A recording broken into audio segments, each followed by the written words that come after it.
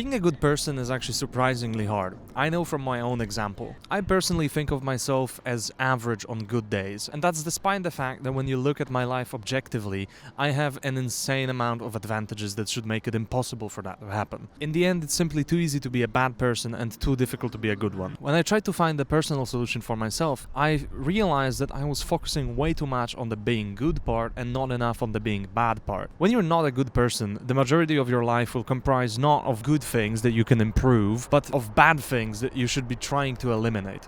It's very difficult to create a positive habit, and if you're the sort of person that thinks about those things, odds are you've already tried most of the avenues available to you, so you're gonna experience an insane amount of diminishing returns. However, while it's difficult to create a habit, it is relatively easy to destroy one. The simple solution I came up with was simply pushing it out, displacing it to the point where it can no longer fit within your own lifestyle. I create an environment where there is no space for making those unconscious decisions which usually lead to the majority of failures in our life. It's very difficult to waste your life away doom scrolling when you're busy all day. You sleep for 8 hours because the day before was very active, then you wake up at 6, you take a shower, you go to the gym. By the time you come back, it's already 9 p.m, you need to eat, you need to rest, and you need to prepare for the rest of your day.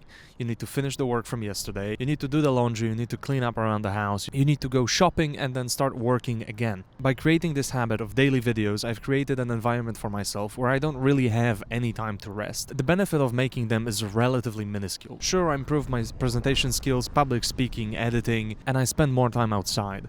But in the end, that's not enough to make me a good person. The real benefit comes from the absence of space to commit mistakes. All of this effort probably won't make me the person I want to become overnight, but over a long enough period of time, maybe all of these small improvements will add up, make a person who is more confident, more competent, and more satisfied with their life. The reason I'm making these videos is not because I believe they're my path to success. I believe they're my path away from failure. I believe if I kept up my lazy lifestyle and spent my whole day doing nothing, the only thing waiting for me at the end of that road was probably rot and disaster. The first small success was day 3. I managed to record the video, make it home, edit it, and upload it all within the same day. With time, maybe this will become the norm, but for now, it was an anomaly which I'm very happy occurred.